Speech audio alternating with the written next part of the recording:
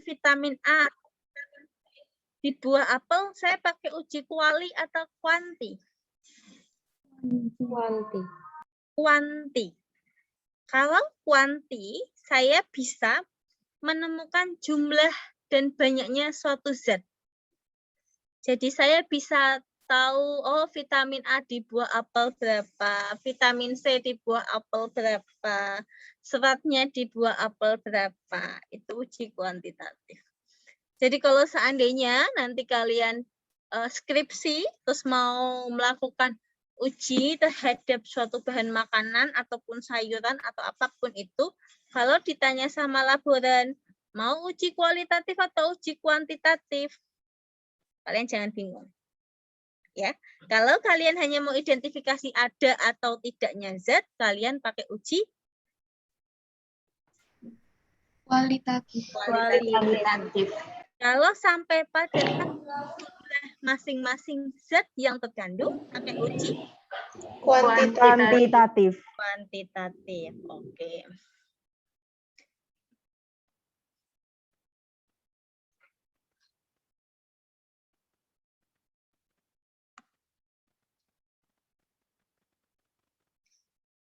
Jadi,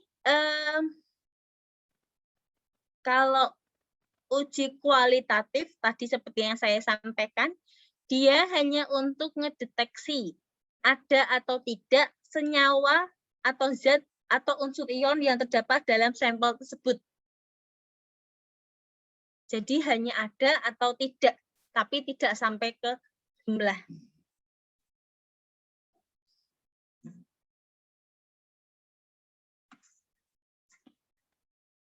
Nah, ada 3 jenis analisis kualitatif sampel. Ada golongan kation, anion, dan obat.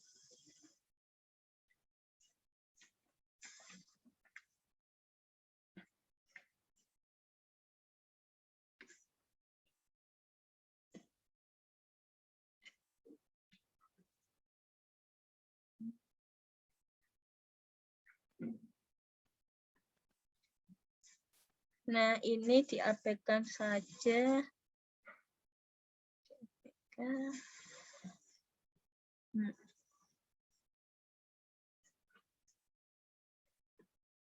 Oke, sebentar.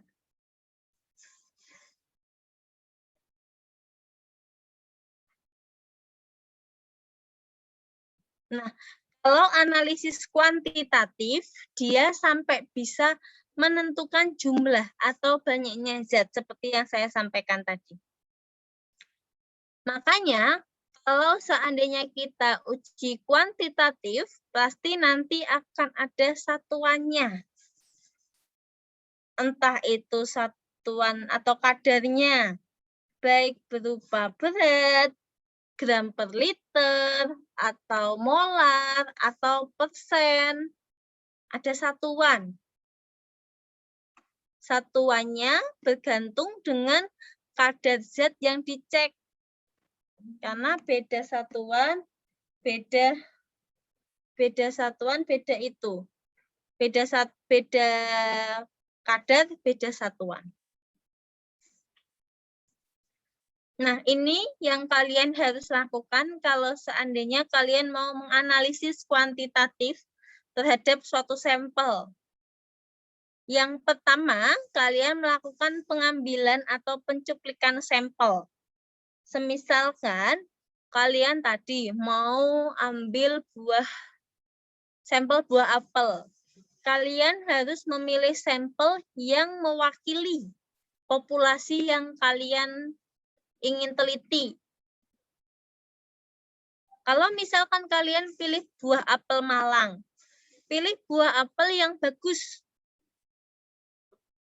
Jangan pilih buah apel yang agak busuk, atau mungkin masih muda, atau mungkin ada yang pertumbuhannya bentuknya tidak sempurna, itu jangan seperti itu.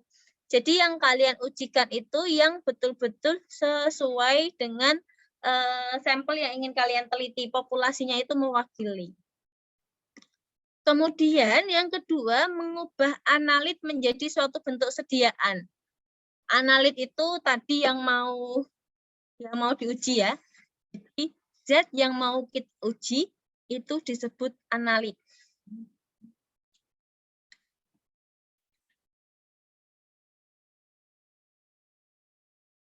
Nah, untuk mengubah analit menjadi suatu bentuk sediaan itu tergantung dengan jenis pengukurannya. Kalau seandainya di pengukuran tersebut bentuk sediaan kita harus diubah dalam bentuk cair, berarti buah apel tadi kita hancurkan, kemudian diubah menjadi dilarutkan ke dalam larutan agar dia jadi cair. Seperti itu. Jadi disesuaikan dengan alat ukurnya. Kemudian setelah diukur nanti bisa dihitung untuk kandungan masing-masing zat.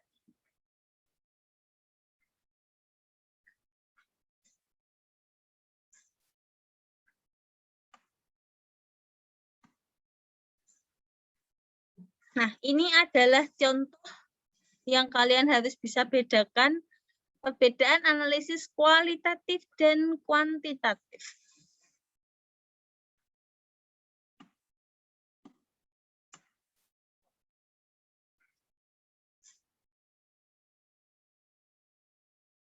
Nah, semisalkan kita akan menganalisis kapur. Di kapur itu berdasarkan kation dan anion, dia ada yang kation dan anion. Ada Ca2+ dan CO3 2-.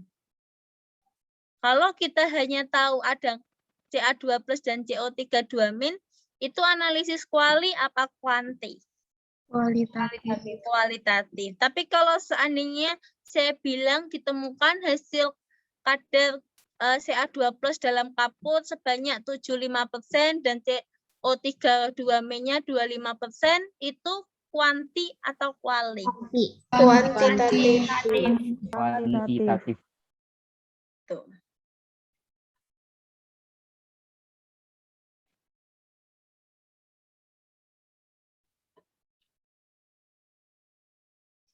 Nah, ini tadi contohnya kalau ini nggak usah, ini nggak tugas ya. Kalian nggak perlu analisis kapur. Yang penting kalian tahu bedanya kualitatif sama kuantitatif apa. Ini nggak perlu dikerjakan. Nah, dalam analisis kualitatif, kita belajar kualitatif, bukan kuanti. Kuali. Ada 2 uji. Yang pertama adalah reaksi kering, yang kedua adalah reaksi basah. Gampang bedainnya. Kelihatan ya dari namanya ya. Kalau seandainya dalam proses percobaan itu dalam keadaan kering tanpa perlu menggunakan larutan, maka itu disebut reaksi kering. Ini kuali ya, jangan balik. Ini kuali.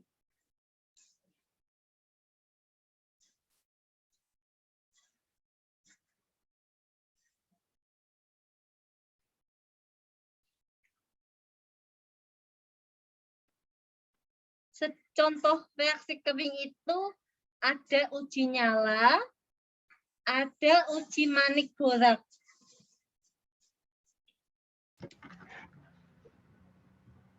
Jadi dia nggak pakai larutan sama sekali. Beda sama reaksi basah. Kalau reaksi basah itu dia pakai larutan. Misal saya kasih contoh. Saya mau menguji kadar iodium dalam garam beriodium. Pakai metode iodometri. Yang mana di iodometri itu ada larutan LSP dan LSS-nya. Ada indikatornya.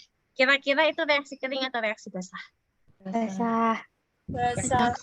Karena ada larutannya. Ada LSP, ada LSS. Gitu.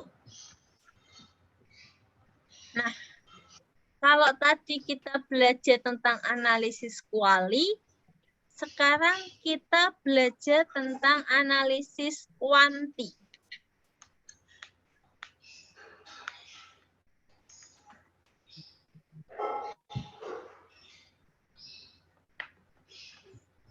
Di analisis kuanti ada 4 jenis analisis.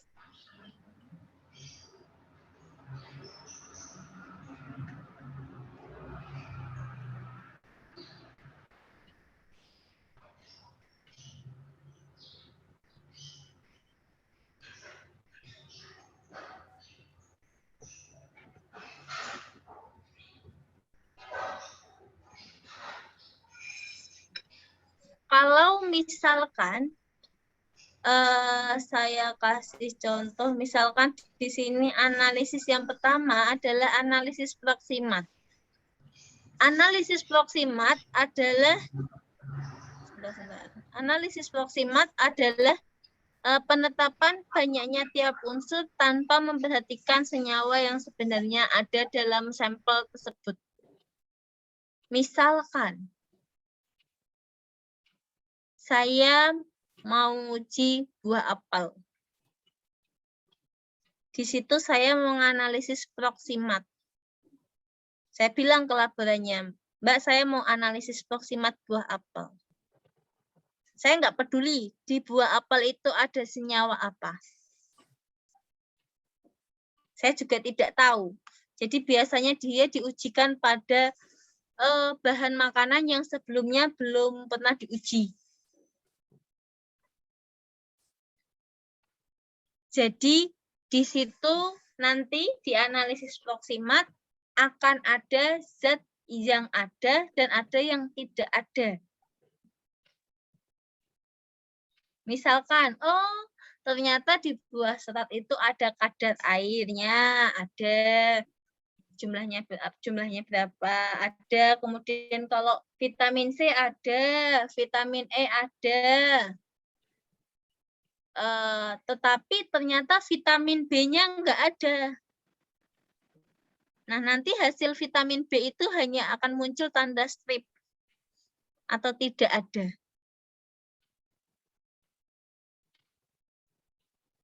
Seperti itu. Jadi untuk tahu tanpa tahu, tapi jadi kalau misalkan kita nggak tahu nih, saya nggak mau, misalkan kalian mau neliti daun kelor, nggak tahu di daun kelor itu ada apa. Bisa kalian uji awalan dulu dengan uji analisis proksimat. Oh, jadi tahu ternyata di daun kelor itu dia ada kandungan vitamin ini, mineral ini. Nanti jadi tahu dengan adanya analisis proksimat. Gitu. Beda sama analisis parsial. Kalau analisis parsial, sebelum kita nge-lab, kita sudah tahu kandungannya apa.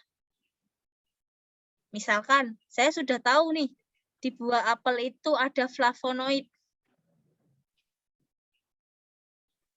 Sama tinggi vitamin C dan vitamin A. Maka saya minta ke laborannya, di lab. Mbak, saya mau uji buah apel. Tetapi yang saya uji cuma vitamin A, vitamin C, ada flavonoid. Jadi sudah ditetapkan oleh kita. Penetapannya itu sudah terpilih oleh sudah kita pilih karena kita sudah tahu di buah apel itu ada itu. Jadi kita hanya menganalisis parsial. Parsial itu sebagian. Walaupun Mbak, tapi di buah apel itu ada vitamin E loh, kayak gitu misalkan. Tapi saya nggak mau meneliti itu, saya nggak butuh data itu. Itu namanya adalah analisis parsial. Nah, kalau analisis konstituen runutan itu dia itu penetapan komponen yang jumlahnya sangat kecil. Penetapan komponen yang jumlahnya sangat kecil.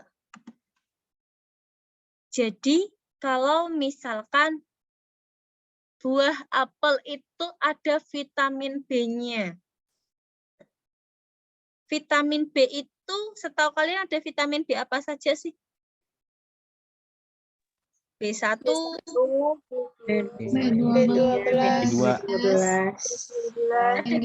sekali ya. Nah, itu misalkan hasil labnya, oh di buah apel ada vitamin B-nya, misalkan sebanyak 3,456. Nah, saya pengen analisis konstituen runutan vitamin B.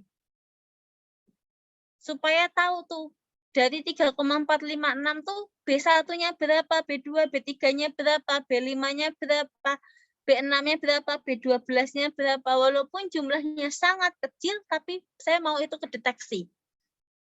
Biar saya tahu yang mayoritas di buah apel itu vitamin B apa. Nah, itu namanya adalah analisis konstituen runutan.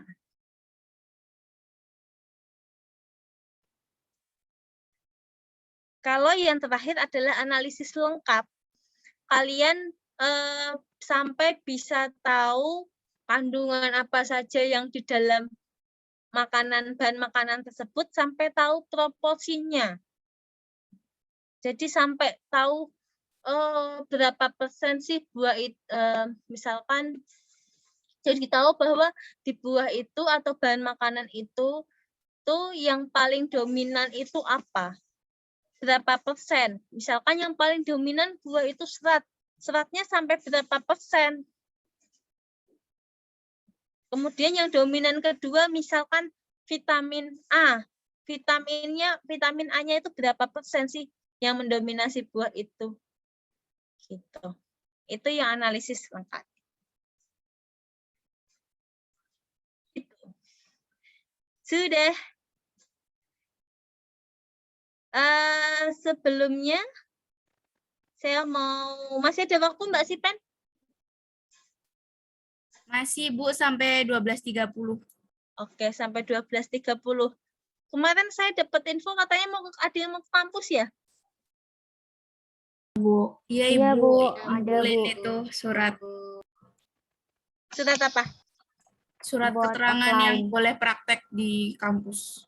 Oh, kalian posisi sudah di Semarang semua kah? Belum, Bu. Belum, Bu.